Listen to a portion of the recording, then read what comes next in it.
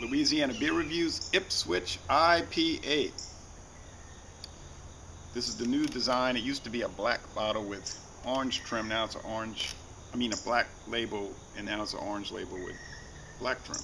Naturally brewed unfiltered ale, 7% alcohol, 60 international bitterness units, brewed in Ipswich, Massachusetts. There's only one other video review on YouTube, and that was Fred FR5ED doing it. He liked it. The whole sky is clear, and then there's this one big cloud right there blocking the sun. Strange. They use roasted malt and crystal barley malt and two different hop. Oh, sorry. Wrong notes. They use United States, Belgian, and English roasted barley malts, Cascade hops, and Warrior hops. Gets a very good score on Beer Advocate. The Bros say outstanding, their second highest possible score. 84 out of 100 on rate beer and 59 out of 100 for the style. I was reading the oatmeal stout notes at first. Okay, and then I have another Ipswich ale lined up after this. So I got 3 in a row. I like to do that, the companies all together. Oops. Okay, let's check it out. I bought this at Rouse's supermarket in New Orleans, downtown New Orleans. Good amount of smoke there. This was they have it for $5.49 a bottle.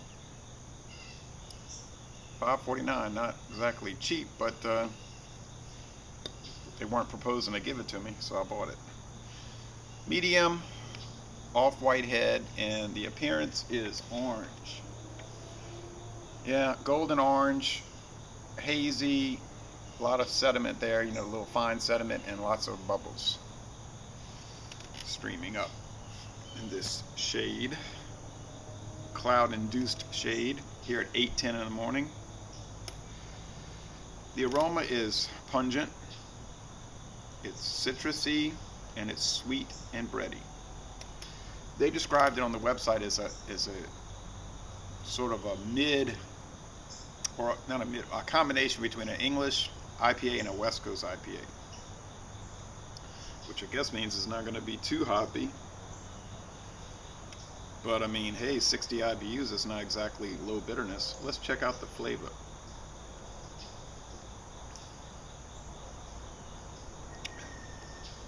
But it does have some English characteristics with a lot of toffee and caramel. So I see what they're talking about. It's got some caramel, toffee, sweetness, white bread, but it does have the bitterness, you know, coming around the back end and showing up over here at the end.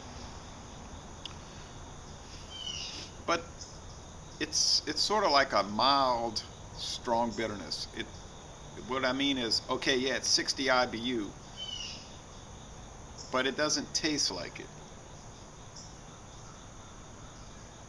I would be guessing that it was maybe 50 at the most, but it's probably got so much sweetness in it that it's cutting into the actual bitterness.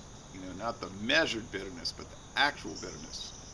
Sort of like actual heat and the heat index. You know, it might feel hotter than it actually is because of humidity and whatnot. Anyway,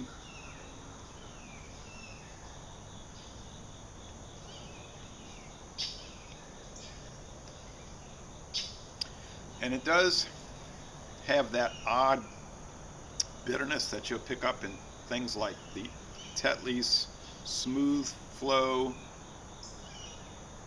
and was it other English ale I had in the can? It had, at first I described it as a cellar mold, and then as I kept drinking I realized it wasn't moldy, it was just the hops, the odd hop bitterness making it taste that way. And then as I got used to it, I realized it really wasn't that taste.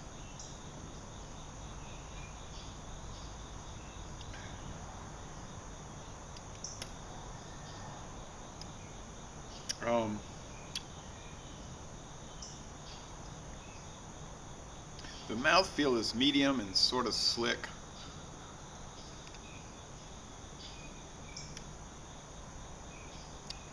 That cloud's not moving. Well, we've had no breeze for 2 days.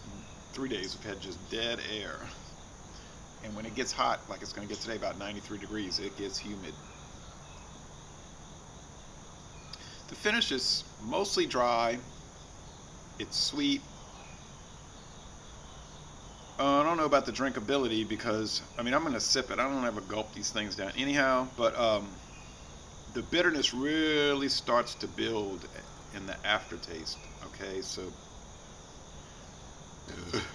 the 60 IBUs initially don't seem to be there, but then in the aftertaste, that's when the bitterness units start to play out.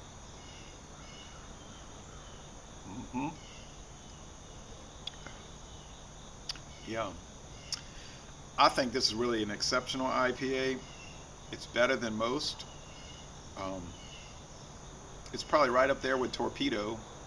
Not as bitter as that, but it's a different type of bitterness. Anyway, it's a different type of IPA in a lot of ways. That's a double IPA. This is sort of like I guess. I'll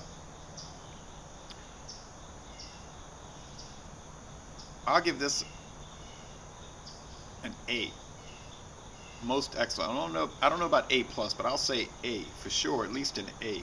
A lot of IPAs I've been drinking, they're kind of disappointing. Like, they're bitter and blah blah blah, but they just have a lot of off tastes.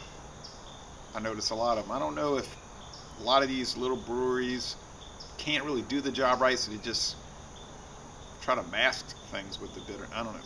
I was really disappointed with the New Belgium IPAs.